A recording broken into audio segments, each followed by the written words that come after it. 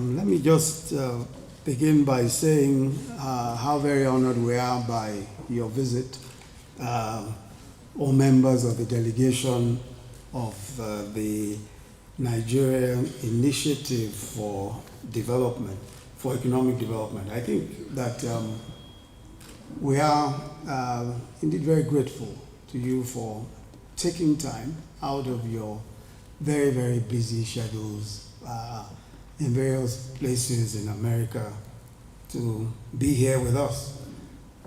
What I always find interesting about the diaspora community is how it is that practically everybody who we work with here comes from that same community. Practically everyone who made the presentations is a diasporan of one kind or the other. So I think that so I think that this country is going to benefit tremendously from its diaspora community, because almost everyone who we come across and who is doing something important in government is from that background.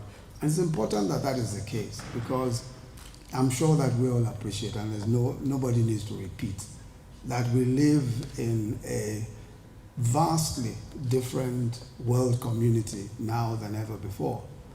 Everyone is related one way or the other. And the world is a much, much, much smaller place and gets smaller by the day. So I think that there is very little today, and I like the point that was made by Yewande when she said that anyone who doesn't invest in Africa or in Nigeria, in 10 years' time, they'll be queried by their establishments or by their businesses that you just missed out on the best possible opportunity. And you know, it's so easy to miss out on the best possible opportunity. It's so easy. I remember that I was counsel, I was a lawyer, of course, teaching in the university, but also in corporate practice. When the first licenses, the first telecoms licenses were to be issued. And I recall that at the time, even the most optimistic, because we only had 400,000 lines, telephone lines at the time. So even the most optimistic of investors thought, well, maybe in 5 years we'll double the number of lines, or maybe triple the number of lines. And then we'll make profit in about 5-10 years. But when people saw what happened, of course, there were so many who thought, well, it may not be worth it. The business environment is a difficult one, etc., etc., etc. But in about a year of the licenses being granted, all of those who did not invest in it, the big telecoms companies who didn't invest, found themselves really, at the holding the short end. I mean, they realized that was a huge mistake, because in 5 years, MTN had shown that the telecom sector in Nigeria was just incredibly profitable. They had made profit in 1 year. They now have, MTN alone now has something in the order of about 12 million or so lines, if not more. And that's just one of the telcos that we have. So really, Nigeria is a place that's really waiting to happen, and it will happen. And that's really the point, it will happen. The truth of the matter is that any country that opens itself to free enterprise, the way that Nigeria is opening itself to free enterprise, will somehow find that it will work. And that's one of the critical things that we're bringing into this whole, into the mix. We're insisting that the only way by which this country can make the progress that it needs to make is by private sector investment, beginning with local investment. And that's why we're working so hard on making the investment climate profitable, easy for those who are doing business already. Because we believe that those who are doing business already will invariably bring in those who want to do business from outside the country and all that, foreign investments, etc. But we think that it must be private sector driven. Our economy is about 7 trillion naira worth. That's not our economy, sorry, our budget is 7 trillion naira this year. Now, 7 trillion naira is a small amount of money. Now, I'm not adding the budget of the states. When you add that to it, it comes to something close to 20 trillion.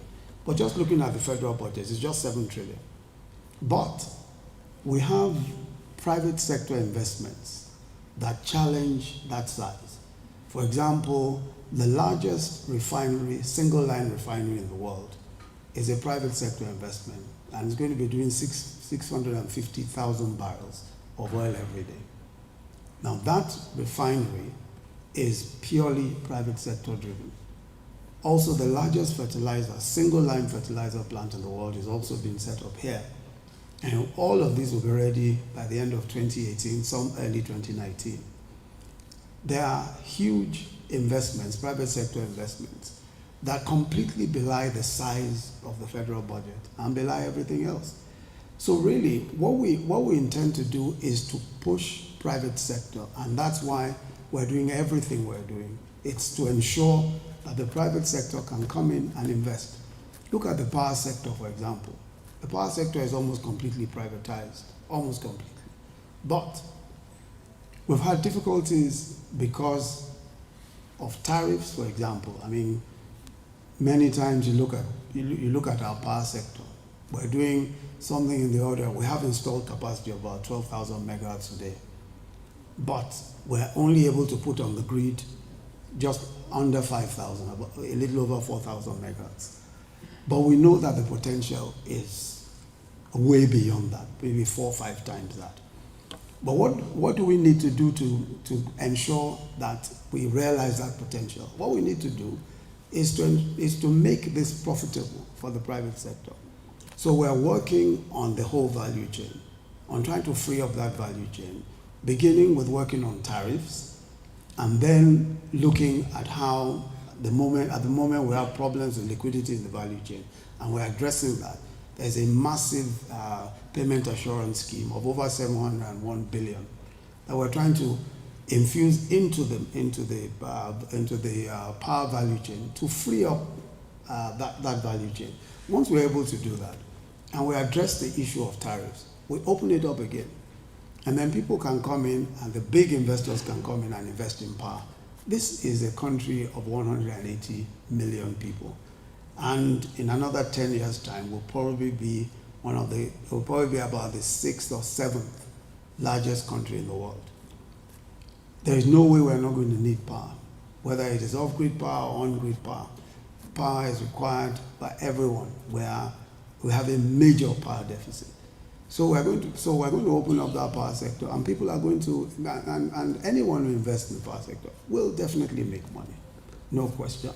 It's going to be much bigger and better than even the telcos. And you heard the Minister of Agriculture talking about agriculture and the sad poem. By the way, I took the poem from him. There's this poem about how miserable it was at the time. Let me assure you that that Chief Audu became very wealthy in the farming business, and we literally had to go and beg him to come into government, because he seemed to be enjoying his wealth a little too much. But the truth of the matter is that the agri sector is also a massive, massive sector. It's massive. Why? I mean, there was a Mexican farmer who came to Nigeria as one of the big banana farmers, banana and pineapple farmers. And he's still in Nigeria. He's in 11 states now. He came in on the invitation of some Nigerians who wanted to export bananas, who wanted him to come in to export bananas and export pineapples, grow them here and export them. But what happened? After a while, they found that he wasn't interested in exporting anything at all. When they asked him why, he said, look, I am selling this stuff here. I'm making more money here than exporting it. Every one of these bananas I am selling, every one of them, the pineapples I'm selling, he's still very happy with the market, and the market is growing. The market is right here. This is the kind of place where really, I mean, you just have to be here. My friends from Rwanda, Rwanda is a lovely country. Paul Kagame is an incredible individual doing really good things in that country. And I believe that, the country will do great things. But compare Rwanda to Nigeria in terms of just the size of the economy. We have 36 states in Nigeria. Lagos alone, which is a commercial nerve center, is 6 times the economy of Rwanda 6 times. That's Lagos alone. So really, when you compare some of this, people say, oh, we want to go to Ghana, we want to go. Yeah, it's okay. But the truth of the matter is that, it's like someone saying, don't let me make that comparison, but the truth of the matter is that if you're really serious about investing in Africa, this is where you have to come to. This is absolutely where you must come. So I really want to say that we're very excited about the partnership that we're building with the NIED, and we really want to make this work. And that's why we brought in all of our people to make these presentations, and they'll be meeting with you later on in the day. And just as OK has said, we're here and we want to make sure that we're interacting with you on a regular basis. As we said, it's not a sprint, it's a marathon. So we've got to keep at this, and we shouldn't lose focus. I like the idea of investors knowing that the reason why you're coming to Nigeria is not to help Nigeria. You will ultimately end up helping Nigeria, but the reason why you're coming here is because this is a good place to do business. And that's the only thing that should really interest us and focus our minds. Ultimately, will help our country. But first and foremost, this is a very, very, very good place to do business, and it's going to be a profitable place, and it will be very profitable for all of us. Again, let me thank you very much for taking the time to come. This is really, and I'm very, very excited about the fact that you chose to accept our invitation. It just shows that you believe in what you're seeing and what you're hearing. And I hope that we'll all be very satisfied and very happy with the results that we get from these engagements. Thank you very much.